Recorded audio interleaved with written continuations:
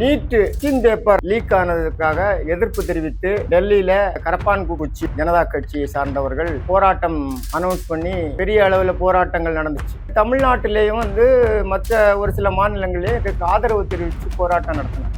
என்ன விஷயம்னா, இங்க போராட்டம் நடத்துறவங்களுக்கு அவங்க நீட்டு எதிர்ப்பு போராட்டம் நடத்துறாங்கன்னா மாணவர்களுக்கு எல்லாம் புரிதல் இருந்துச்சு. ஆனா அங்க டெல்லியில நடந்த போராட்டம் என்னன்னா, நீட்டு நேர்மையான முறையில தேர்வு நடத்தல. ஆனா தமிழ்நாட்டில் இருக்கிற மாணவர்கள் இதை சரியாக புரிந்து கொள்ளாமல் நீட் எதிர்ப்பு போராட்டம் என்று நினைத்து ஒரு போராட்டம் நடத்தி நிறைய பிரச்சனைகள் எல்லாம் பண்ணாங்க. அவர்கள் எல்லாம் கைது பண்ணப்பட்டார்கள். என்ன நினைச்சிட்டு போராட்டம் பண்றாங்க? நீட் எதிர்ப்பு போராட்டம். அப்போ அந்த டெல்லியில கரப்பான்பூச்சி ஜனதா கட்சியினர் போராட்டத்தை வாபஸ் வாங்கிட்டு சென்றவுடன் அவர்கள் நீட் எதிர்ப்பு போராட்டம் நடத்தவில்லையா? ஜூடியா நியூஸ் நேயர்கள் அனைவருக்கும் வணக்கம். நான் உங்கள் ஆல்ஃப்ரட் வில்சன். நான் இன்னைக்கு எதை பற்றி பேச போகிறேன்னா, இந்த போராட்டங்கள் நடக்கிறதுனால ஆர்வக் கோளாறுல நிறைய மாணவர்கள் எல்லாம் போராட்டத்தில் கலந்துட்டு வழக்குகளை ஃபேஸ் பண்ணுறாங்க. இதனுடைய பின்விளைவுகள் அவங்களுக்கு தெரியறதில்லை. இப்போ கடந்த சில நாட்களாக நமக்கு இந்த நீட்டு கொஸ்டின் பேப்பர் லீக் ஆனதுக்காக எதிர்ப்பு தெரிவித்து டெல்லியில் முதல்ல அந்த கரப்பான்பூச்சி ஜனதா கட்சியை சார்ந்தவர்கள் போராட்டம் அனௌன்ஸ் பண்ணி பெரிய அளவில் போராட்டங்கள் நடந்துச்சு. அந்த போராட்டம் நடந்து கொண்டிருக்கும் போது தமிழ்நாட்டிலேயும் மற்ற ஒரு சில மாநிலங்களிலே இதுக்கு ஆதரவு தெரிவித்து போராட்டம் நடத்தினாங்க. ஆனால் என்ன விஷயம்னா, இங்கே போராட்டம் நடத்துகிறவங்களுக்கு அவங்க நீட்டு எதிர்ப்பு போராட்டம் நடத்துகிறாங்கன்னா மாணவர்களுக்கெல்லாம் புரிதல் இருந்துச்சு. ஆனால் அங்கே டெல்லியில் நடந்த போராட்டம் என்னன்னா, நீட்டு நேர்மையான முறையில் தேர்வு நடத்தல, கொஸ்டின் பேப்பர் லீக் ஆயிடுச்சு. அதனால அந்த கொஸ்டின் பேப்பர் லீக் ஆனதற்கு காரணமான அந்த அமைச்சர் பதவி விலகணும், இந்த மாதிரி தான் அவங்க போராட்டம் நடத்தினாங்க. பொதுவாக நார்த்தில் உள்ளவங்க இந்த நீட் வேண்டான்ற பேச்சுக்கே வரதில்லை. ஆனால் தமிழ்நாட்டில் இருக்கிற மாணவர்கள் இதை சரியாக புரிந்து கொள்ளாமல் நீட் எதிர்ப்பு போராட்டம் என்று நினைத்து ஞாயிற்றுக்கிழமை கூட ஒரு கவர்னர் மாளிகை முற்றுகை போராட்டம் என்று மாணவர் அமைப்புகினர் சேர்ந்து ஒரு போராட்டம் நடத்தி அங்கே வச்சிருந்த பேரிகார்டெல்லாம் ஏறி குதிச்சு நிறைய பிரச்சனைகள் எல்லாம் பண்ணாங்க. அவர்களெல்லாம் கைது பண்ணப்பட்டார்கள். அவர்கள் கைது பண்ணப்பட்டவர்களுக்கு முதல்ல என்னத்திற்காக இந்த போராட்டம்ன்றதே அவர்களுக்கு கூட இருந்த மாணவர்களுக்கு தெரியல. அவங்க என்ன நினச்சிட்டு போராட்டம் பண்ணுறாங்க? நீட் எதிர்ப்பு போராட்டம் அப்படின்னு நினச்சிட்டு. அப்போ அந்த டெல்லியில் கரப்பான்பூச்சி ஜனதா கட்சியினர் போராட்டத்தை வாபஸ் வாங்கிட்டு சென்றவுடன் அவர்கள் நீட் எதிர்ப்பு போராட்டம் நடத்தவில்லையா அப்படி என்று அப்போதுதான் அவர்களுக்கு தெரிகிறது. இதை நான் எதற்கு சொல்கிறேன்னா, போராட்டம் நடத்த வேண்டாம் என்று நான் சொல்ல வரல. நேர்மையான போராட்டங்கள் மாணவர்கள் எல்லாம் நடத்துறதுல ஒன்றும் தவறில்லை. ஆனால் இப்படி புரிதல்கள் இல்லாமல் நிறைய பேர் போராட்டத்தில் கலந்து கொள்றதுனால அவர்களுடைய ஃபியூச்சர் பாதிக்கப்படுது. அதுக்கு எக்ஸாம்பிள் நான் ஒன்று சொல்கிறேன். நான் செங்கல்பட்டில் ஆய்வாளராக இருந்த காலத்தில் நடந்த ஒரு சம்பவத்தை சொல்கிறேன்.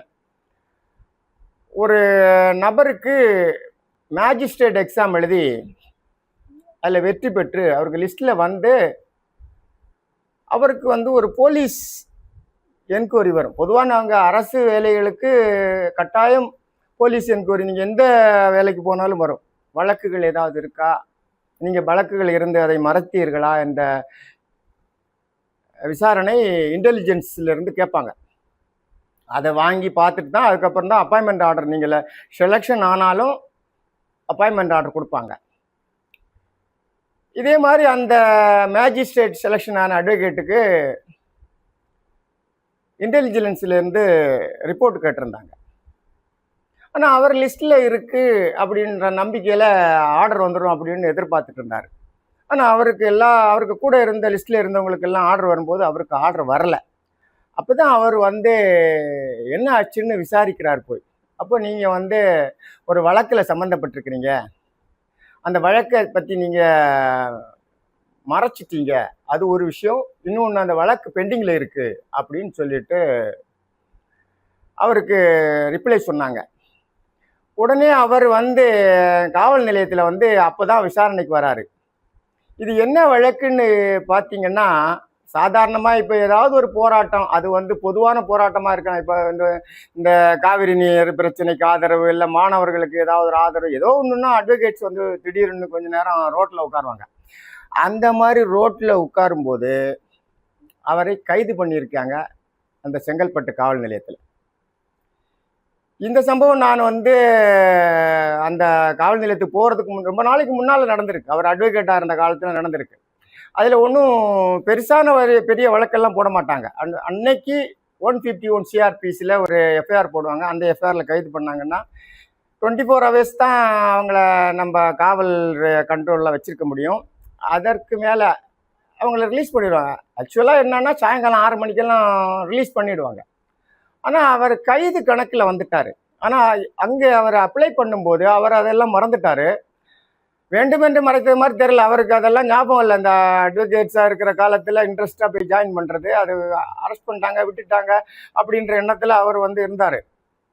அதுக்கப்புறம் இந்த வழக்கு பெண்டிங்கில் இருக்குன்னு தெரிஞ்சதுக்கப்புறம் அவர் திரும்ப அதுக்கப்புறம் காவல் நிலையத்தை அணுகி அதில் இருந்து திரும்ப அந்த கேஸ் எல்லாம் ஆக்ஷன் ட்ராப் பண்ணி அது ஒன்றும் இல்லைன்னு சொல்லி ரிப்போர்ட் கொடுத்து எல்லாருக்கும் ஆர்டர் வந்து, அதுக்கப்புறம் அவர் அந்த மேஜிஸ்ட்ரேட் ஆர்டர் வாங்குறதுக்கு 6 மாதம் போராடினார். இதே மாதிரி அது ஒரு சின்ன வழக்கு. அதனால் அவர் வந்து அவருக்கு திரும்ப மேஜிஸ்ட்ரேட் ஆகிட்டார். இப்போ கூட அவர் ஒரு வேளை மாவட்ட நீதிபதியாக கூட இருக்க வாய்ப்பு இருக்குது. ஆனால் இன்னைக்கு அதே மாதிரி இளைஞர்கள் எந்த விவரமும் தெரியாமல் போயிட்டு போராட்டத்தில் கலந்துக்கிறாங்க. இப்போ வந்து உங்களுக்கு இன்னொரு விஷயம் சொல்கிறேன். ப்ரைவேட் கம்பெனிகளில் வேலை பார்த்தா கூட அவங்களுக்கு பேக்ரவுண்ட் என்கொயரின்னு சொல்லிட்டு வந்து விசாரிப்பாங்க. நீங்கள் இந்த வழக்கு வந்து உங்களுக்கு கைது பண்ணி சாயங்காலம் விட்டுட்டாங்க, அதனால ஒன்றும் வழக்கு இல்லை, நீங்கள் வந்து அப்ளை பண்ணும்போதே இதை மறைச்சிருப்பீங்க. மறைச்சிங்கன்னா வேணுக்குன்னு மறைக்காட்டா கூட இது ஒன்றும் இல்லைன்னு நினச்சிட்டு விட்டுருவீங்க. ஆனால் எஃப்ஐஆர் பெண்டிங்கில் இருக்கும். இந்த மாதிரி ஒரு எஃப்ஐஆர் இருக்குது அப்படின்றத இன்டெலிஜென்ஸ் ரிப்போர்ட்டில் கொடுப்பாங்க.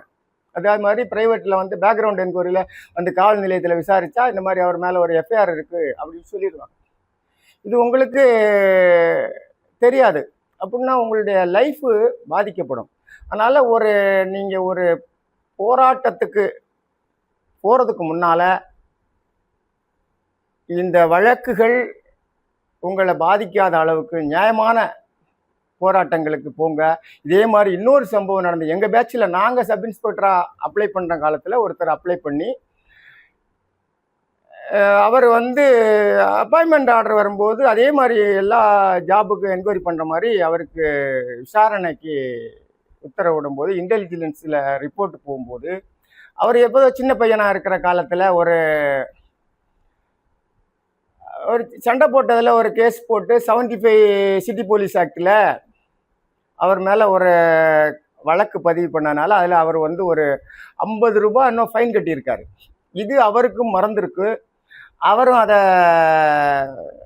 எனக்கு இந்த மாதிரி வழக்கு இருந்து ஃபைன் கட்டினேன் அப்படின்ற விவரமும் தெரிவிக்கலை. இத்தனைக்கும் அவருடைய அப்பா வந்து அன்னைக்கு அந்த மாவட்டத்தில் எஸ்பியினுடைய பிஏ. அப்படி இருந்தும் அந்த வழக்கு பெண்டிங்கில் இருந்ததுனால அவருக்கு அந்த சப் இன்ஸ்பெக்டர் செலெக்ஷனில் அவருக்கு வர முடியல. அதுக்கப்புறம் அவங்க அந்த வழக்கை எடுத்துகிட்டு அப்பீல் பண்ணி அதுக்கு அதெல்லாம் வந்து அதிலேருந்து விடுதலை பெற்ற பிறகு அடுத்த பேட்சில் அப்ளை பண்ணி தான் அவர் வந்து சப் இன்ஸ்பெக்டர் ஆக முடிஞ்சிச்சு. இது போன்று நீங்கள் எந்த சிக்கல்லையும் மாட்டிக்காமல் இருக்கணும்னா படிக்கிற காலங்களில் போராட்டம் என்றால் என்னன்னு புரிஞ்சிட்டு, போராட்டத்தினுடைய விளைவு என்னன்னு தெரிஞ்சிட்டு, ஆர்வக்கோளாறில் நீங்கள் போயிட்டு எல்லார்ட்டையும் நல்ல பேர் வாங்கலாம், கூட இருக்கிற ஸ்டூடெண்ட்ஸுக்கிட்ட நல்ல பேர் ஹீரோயிசம் பண்ணலான்னு போயிட்டு உங்கள் வாழ்க்கையை பாழடிக்காமல் இருக்கணும்னு நான் கேட்டுக்கிறேன். இதை நீங்கள் புரிஞ்சுக்கிட்டு செயல்பட வேண்டும் என்று விரும்புகிறேன். அதே மாதிரி இப்போ வந்து அந்த காக்ரோச்சு, அதாவது காக்ரோச் ஜனதா கட்சி, அது வந்து போராட்டம் நடத்தியிருக்கு. அதில் நிறைய பேருக்கு மேலே வழக்கு போட்டிருக்காங்க. அந்த வழக்குகள் எல்லாம் வந்து இப்போ வாபஸ் வாங்கணும் அப்படின்னு சொல்லிட்டு அரசாங்கம் ஒத்துக்கிட்டது மாதிரி தான் முடிவு பண்ணி அவங்க வாபஸ் வாங்கிட்டாங்க. இருந்தாலும் இவங்க எல்லாரும் இப்போ போயிட்டாங்க. ஆனால் இது உண்மையிலேயே அந்த கேஸ் எல்லாம் வாபஸ் ஆயிடுச்சா? ஒரு கேஸ் போட்டு அந்த எஃப்ஐஆர் கோர்ட்டுக்கு போச்சுன்னா அந்த வழக்கை வந்து ஸ்டேஷனில் வாபஸ் வாங்குறதில்ல, அதை ஆக்ஷன் ட்ராப் பண்ணி கோர்ட்டுக்கு அனுப்பி கோர்ட்லேருந்து ஒரு உத்தரவு பெற்றிருக்கணும். அப்படி பெற்றிருந்தாதான் அந்த வழக்கு முழுமையாக க்ளோஸ் ஆகும். இல்லை கவர்மெண்ட்லேருந்து ஒரு ஜிஓ போட்டு அந்த ஆர்டர் கோர்ட்டில் ப்ரொடியூஸ் பண்ணி அந்த கேஸ் எல்லாம் விட்ரால் ஆகிருக்கணும். அது வரைக்கும் நீங்கள் யாரும் ஃபாலோ பண்ண போகிறதில்ல.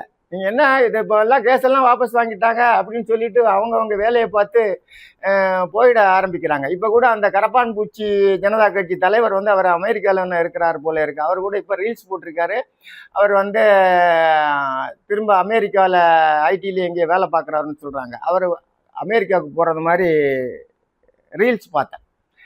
ஸோ இது வந்து அவர் பாட்டுக்கு அவர் வேலையை பார்த்து போயிட்டாரு.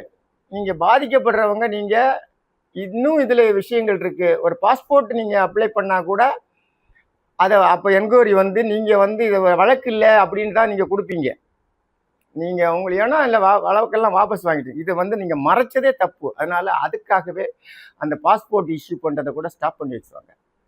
ஸோ நீங்கள் வந்து போராட்டங்களில் ஈடுபட்டால் வழக்கு வாபஸ் அதில் கைதாகிறீங்கன்னா இல்லாட்ட எஃப்ஐஆர் போட்டிருக்காங்கன்னா அந்த வழக்கு முழுமையாக வாபஸ் ஆகிடுச்சா, கோர்ட்டில் அது வந்து வாபஸ் ஆகிடுச்சான்றத நீங்கள் முழுமையாக கண்காணிக்கணும்.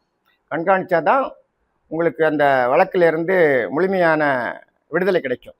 உங்களுக்கு எங்கள் ஜூடியா நியூஸ் சேனல் வரக்கூடிய செய்திகள் பிரயோஜனமாக இருக்கிறதென்றால் எங்களுடைய சேனலை சப்ஸ்கிரைப் பண்ணுங்கள், லைக் பண்ணுங்கள், ஷேர் பண்ணுங்கள், கமெண்ட் பண்ணுங்கள். நன்றி, வணக்கம்.